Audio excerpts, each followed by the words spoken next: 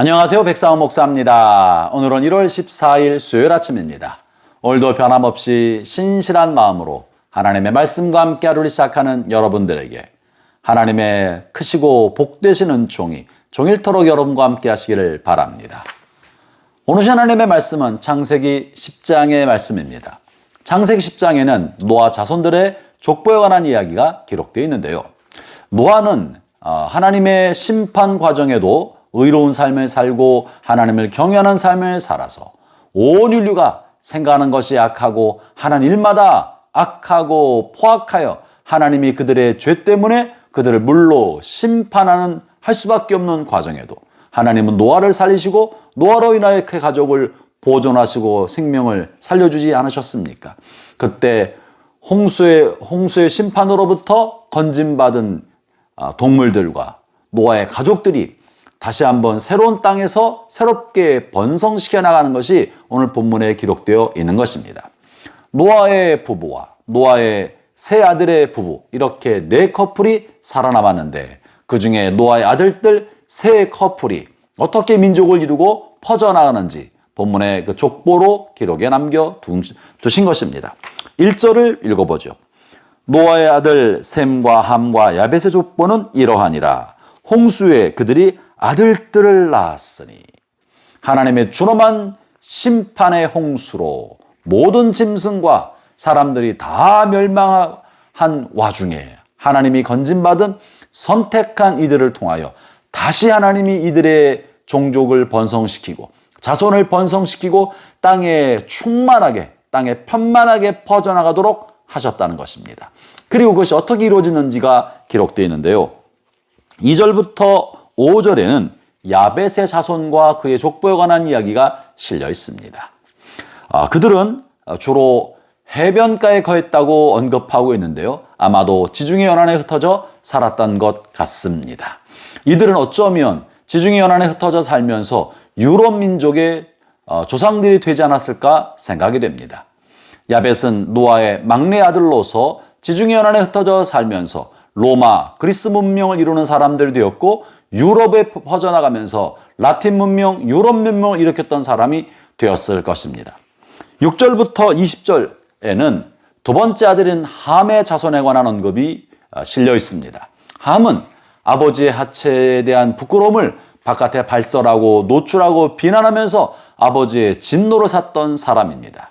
그럼에도 불구하고 하나님은 아버지의 진노를 샀던 함을 긍휼히 여기시고 불쌍히 여기셔서 함의 자손이 많이 번성하고 왕성하게 되셨고 오늘 족보 기록에도 세 아들 중에 가장 많은 분량을 할애해서 15절에 걸쳐서 그의 족보를 자세히 기록해 두신 것입니다. 특별히 함의 자손 중에는 특이할 만한 사람이 있었는데 그것은 바로 여호와 앞에 용감한 사냥꾼이다라는 별명을 가졌던 니므롯에 관한 기록입니다.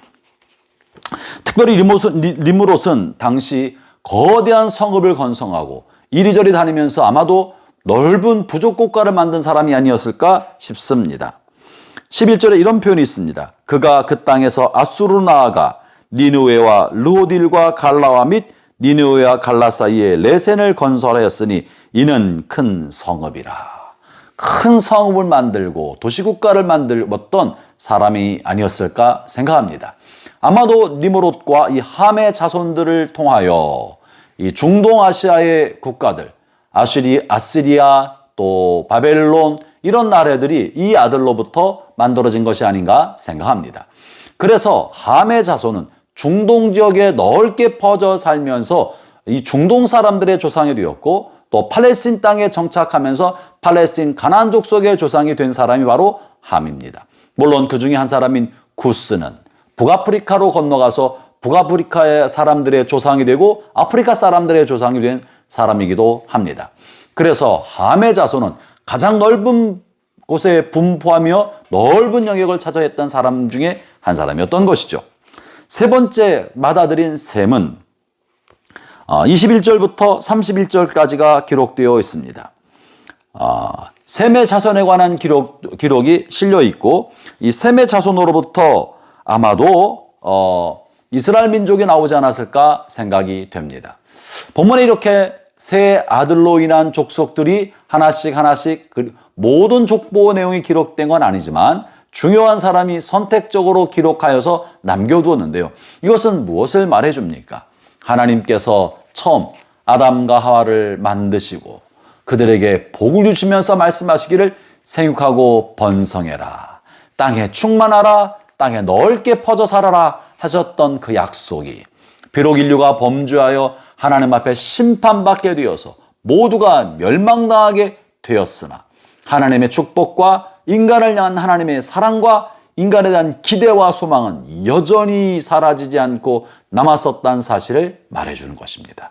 그래서 심판 중에 택함받아 살아남은 노아와 그의 자손을 통하여 처음 아담과 하와에게 주셨던 축복과 하나님의 비전과 소망, 기대를 하나님이 이루시고 그 약속을 이루셔서 이 세 아들을 통해 넓은 지역에 편만하게 퍼져가며 많은 민족의 조상이 되게 하셨던 것이죠. 사랑하는 형제 자매 여러분, 때로 우리가 인생을 사는 동안에 세상과 타협하고 마음에 악한 이기심과 욕심이 들어서 범죄할 때가 있을 수 있습니다.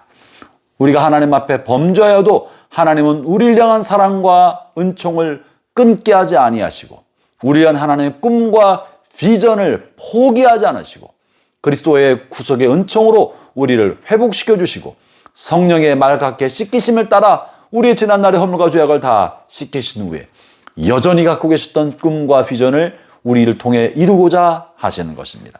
그러므로 사랑하는 형제자매 여러분, 여러분의 세상의 욕심에 따라, 세상의 정욕에 따라, 혹은 잘못된 판단을 따라 잘못된 길을 갔다 할지라도 여러분을 향한 하나님의 꿈과 비전은 사라지지 않았다는 사실을 명심하십시오.